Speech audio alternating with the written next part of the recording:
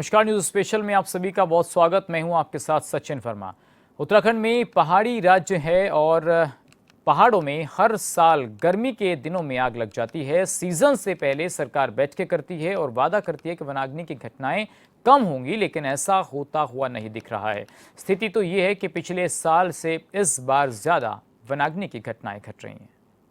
देवभूमि उत्तराखंड, जहां पहाड़ों की खूबसूरती, घने जंगल और प्रकृति की सांसें बसती हैं, लेकिन इस साल इन जंगलों की हरियाली आग की लपटों में सिसकती नजर आ रही हैं।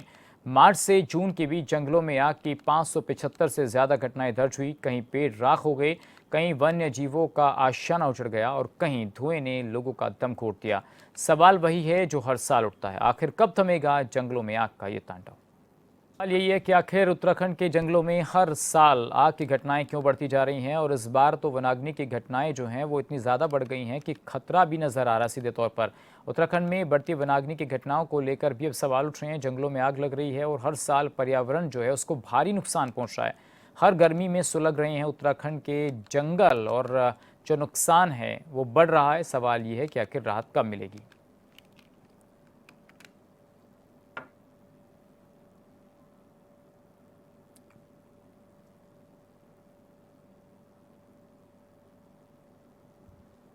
और मेरे सहयोगी योगेश आर्य मेरे साथ जुड़ गए हैं।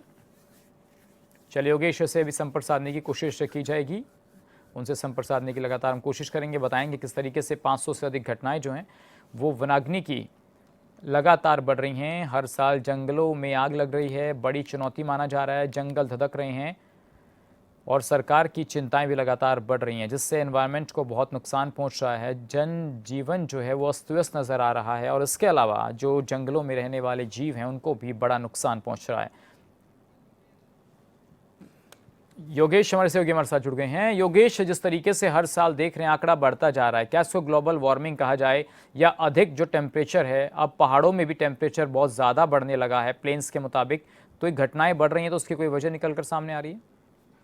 देखिए सचिन, बिल्कुल जिस तरह से जो है एनवायरनमेंट चेंज होता है उसकी वजह से कहीं ना कहीं इस तरह की समस्याएं देखने को मिलती है। और पहाड़ी इलाकों में भी जिस तरह से गर्मी जो है वो देखने को मिलती है, बढ़ती गर्मी है तो जंगल सूखते हैं और उसके कारण जो है इस तरह की आग की घटनाएं जो है वनाग्नि की घटनाएं जो है बढ़ती है। क्योंकि देखिए देवभूमि है और देवभूमि में जो है यहाँ की जो प्राकृतिक सुंदरता है वो कहीं ना कहीं देखने को मिलती है। और ऐसे में इस हरियाली को जो है जब बढ़ती गर्मी है तो उसकी नज़र कहीं ना कहीं ये कहा जा सकता लगता है, और उसके कारण जो है आग में जो है कि लपटें देखने को मिलती हैं। और अलग अलग स्थानों में, चाहे वो गढ़वाल से लेकर कुमाऊं तक बात की जाए तो इस तरह की चीज़ें देखने को मिलती हैं और इस तरह की घटनाएं आती हैं। और इस बार ये जो आंकड़ा है वो चौंकाने वाला है। पिछले साल के मुकाबले अगर इस बार देखें तो अधिक ये आंकड़ा निकलकर सामने आया है। 575 घटनाएं अब तक हो चुकी हैं। ठीक है योगेश, आप बने रहिए हमारे साथ। सतीश चंद भाजपा से हमारे साथ जुड़ गए हैं, प्रवक्ता हैं। सतीश जी, बहुत स्वागत आपका।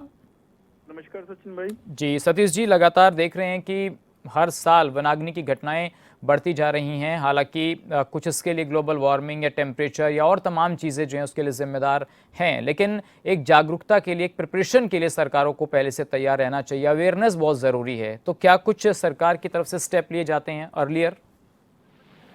देखिए सचिन भाई, जहाँ तक वनाग्नि की बात है, ये हर साल ही इस तरह की घटनाएं प्रदेश में आती रही हैं। आपने देखा होगा ग्रीष्म काल में। लेकिन मैं साथ में कहना चाहता हूं कि सरकार इसको एक चुनौती के रूप में लेती है और हमारी सरकार ने वनाग्नि को रोकने के लिए जितने भी काम करने हैं और करने पड़ेंगे वो हमारी सरकार करने के लिए तैयार है। आपने देखा होगा कि किस तरह से 5,500 फायर वॉचर जो है उनकी नियुक्ति करी गई है। जो हमारे फॉरेस्ट के जो कर्मचारी हैं उनके साथ जो है जो 5,500 फायर वॉचर हैं वो काम कर रहे हैं और रात दिन ये देख रहे हैं कि कहाँ वनों में आग लग रही है और वनों को आग से किस तरह से बचाया जाए, और उसकी जानकारी वो हर तरह से वो इकट्ठा करके आगे देते हैं जिससे वनाग्नि को रोका जा सके। और इसके साथ ही आप देखिए जो 450 हमारे जो संवेदनशील जो क्षेत्र हैं वहाँ के जिलाधिकारी और वहाँ के ग्राम प्रधान की अध्यक्षता में कमेटियां बनाई गई हैं जो जन जागरूकता और जन संवेदना का जो अभियान है, जो जन जागरूकता वहां लोगों को फैलाई जाएगी कि भाई वनाग्नि को किस तरह से बचाया जाए।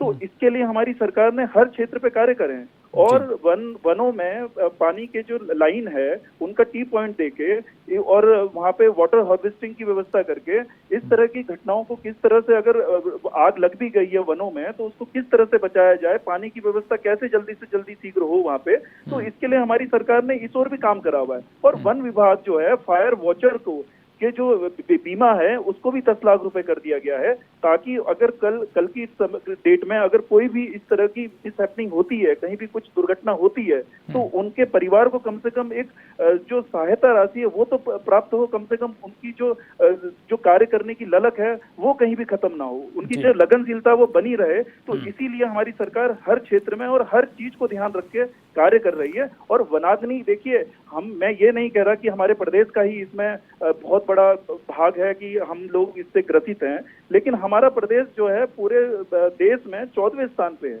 लेकिन हम उससे संतुष्ट नहीं है। हमारे जो मंत्री हैं, वन मंत्री जी हैं, उन्होंने खुद बोला कि हमारा जो स्थान है देश में 14वां है, लेकिन हम उससे संतुष्ट नहीं है। लेकिन विपक्ष जो है प्रोपेगेंडा के तहत उसको बड़ा चढ़ा के पेश कर रहा है कि पूरा उत्तराखंड जैसे धधक रहा हो और सोले पे बैठा हो, आग के सोले पे बैठा हो। तो ये चीजें थोड़ा सा विपक्ष को समझनी चाहिए कि विपक्ष इस तरह की बातें ना करे कि हर चीज को बड़ा चला के राजनीति करने का अगर वो षड्यंत्र इस तरह से रचते हैं तो ये कहीं ना कहीं हमारे प्रदेश के लिए हितकारी नहीं है। ठीक है, चलिए सतीश जी, बहुत शुक्रिया, आपने अपनी बात रखी। तो सवाल यही है कि हर साल सुलगते क्यों हैं जंगल उत्तराखंड के, उस पर ही बीजेपी के जो प्रवक्ता हैं अपने बात रख रहे थे। वक्त एक ब्रेक का है, जल्द होंगे हाजिर। तो वनाग्नि की घटनाएं आखिर क्यों बढ़ रही हैं, इसको लेकर लगातार हम बात कर रहे हैं, क्योंकि हर साल ये आंकड़ा बढ़ रहा है। 500 से ज़्यादा का आंकड़ा इस बार बताया जा रहा है कि इससे अलग अलग जगहों पर अलग अलग घटनाएं हुई हैं जहां पर जंगल सुलग रहे हैं। कांग्रेस के नेता आशीष सैनी जी हमारे साथ जुड़ गए, बहुत स्वागत आशीष जी आपका। आशीष जी, आपको आवाज़ आ रही है? आवाज आ रही है आपकी? जी आशीष जी, मैं ये पूछ रहा हूँ आपसे कि अभी बीजेपी के प्रवक्ता सतीश जी जुड़े हुए थे हमारे साथ, वो कह रहे थे कि भाई हम लगातार जो मेजर्स हैं वो लेते हैं और जो मंत्री हैं वन विभाग से जुड़े हुए तो वो भी कहीं ना कहीं इसको लेकर सजग रहते हैं, लेकिन विपक्ष कहीं ना कहीं ऐसा एक बयान देता है जिससे ये प्रतीत होता है कि शायद उत्तराखंड के अंदर सिर्फ जंगलों में आग लगने का ही बहुत बड़ा एक मुद्दा बन गया है और सरकार उसमें फेल साबित होती है। देखिए, अगर इनको विपक्ष के बयान से दिखते है तो ये समझ लीजिए कि इनकी तैयारियां किस स्तर की है। तैयारियां शून्य स्तर की हैं। काम के नाम पर मैं इनसे अगर ये एक सवाल में पूछ लूं कि इस साल आपने वनों से आग को बचाने के लिए क्या उपाय किए, तो इनके पास जवाब नहीं है। मैं एक और घटना का उल्लेख करूंगा। उत्तराखंड में एक जगह है बनबसा जी। बनबसा में एक गैस इंसुलेट सब स्टेशन बिजली का पिटकुर विभाग द्वारा स्थापित किए जाने का टेंडर किया गया 150 करोड़ रुपए का, और उस 150 करोड़ के टेंडर को स्टेशन को स्थापित करने के लिए वन विभाग की जमीन पर अवैध कब्जा करके किया गया है। आप बताइए, अगर आप विद्युत सब स्टेशन को जंगल की जमीन पर अवैध कब्जा करके स्थापित कर रहे हैं और अभी पिछले 10 दिन पहले ही उसको अनुमति प्रदान की गई और जबकि उसका 35 करोड़ रुपए पहले ही दे दिए गए, यानी कि सरकार जंगलों को लेकर कितना गंभीर है, ये एक उदाहरण पर्याप्त है। दूसरी बात, वन आरक्षी के 2600 पदों पर फॉरेस्ट में जो अलग अलग पद हैं वो 2600 पद खाली है। जब आपने विभाग में भर्ती ही नहीं की है तो उसकी सुरक्षा की जिम्मेदारी किसने लेंगे? पिछली डिबेट में भी मैंने कहा कि वनों की सुरक्षा के लिए स्थानीय निवासियों का और विभाग के अधिकारियों का एक तालमेल एक व्हाट्सएप ग्रुप के माध्यम से सूचनाओं के आदान प्रदान के लिए होना चाहिए। वो आज तक नहीं बने हैं और अभी तो बरसात शुरू हो जाएगी तो वनाग्नि की घटनाएं कम हो जाएंगी, तो पानी के बहाव की घटनाएं बढ़ेंगी। तो पानी का बहाव कहीं जम तो नहीं रहा है, कहीं वो फैल तो नहीं रहा है। तो आशीष जी, क्या होना चाहिए था जो नहीं हुआ? सर मैं बताता हूँ, सबसे पहले तो स्थानीय लोगों के साथ तालमेल करते हुए एक व्यवस्था बननी चाहिए थी जिससे सूचनाओं का आदान प्रदान होता, नहीं हुआ। 2600 आरक्षी के पदों पर भर्ती होनी थी, वो नहीं किया, और फॉरेस्ट एक्ट का पालन नहीं किया। बिजली के सब स्टेशन वहां स्थापित किए जा रहे हैं जिससे आग लगने का खतरा और अधिक बढ़ रहा है जी। ये सारे काम इनको करने चाहिए थे, नहीं कर रहे हैं, लेकिन विपक्ष का गर्दन दबाने में इनको बड़ा मजा आता है। लेकिन आशीष जी, अब आप कह रहे हैं कि भाई तमाम चीजें होनी चाहिए थी, क्या इनसे फर्क पड़ेगा या एक सिस्टम है इस तरीके का, भाई इनसे फायदा हो जाता? नहीं, पहली बात तो वर्तमान सरकार के पास कोई सिस्टम ही नहीं है जी। सब इन्होंने भगवान भरोसे छोड़ रखा है। दूसरी सबसे महत्वपूर्ण चीज जो मैं आपको संज्ञान में लाना चाहता हूँ कि ये जो बार बार इस बात को कह रहे हैं कि विपक्ष आवाज उठा रहा है, विपक्ष वही आवाज उठा रहा है जो जनता आवाज उठा रही है। जनता जो वन क्षेत्रों के आसपास रहती है उन्हें उसे अधिक अच्छे तरीके से मालूम है कि वनों की सुरक्षा कैसे करनी है। वन विभाग चलिए की जो ठीक है आशीष जी, आपने अपनी उनको- बात रखी, जनता की बात रखी, यहाँ पर की जनता क्या सोचती है उसके बारे में आपने बताया, वनाग्नि पर आपने अपनी बात रखी, इसके लिए बहुत शुक्रिया आपका। योगेश, आपका बहुत शुक्रिया तमाम जानकारी के लिए। तो फिलहाल सवाल वनाग्नि के संकट का है, धुएं में उड़ रही हैं और व्यवस्थाएं जो हैं कब तक दुरुस्त होंगी और क्या इन घटनाओं पर काबू पाने के लिए सरकार कोई बड़ा कदम उठाएगी अगले वर्ष। फिलहाल इतना ही, नमस्कार।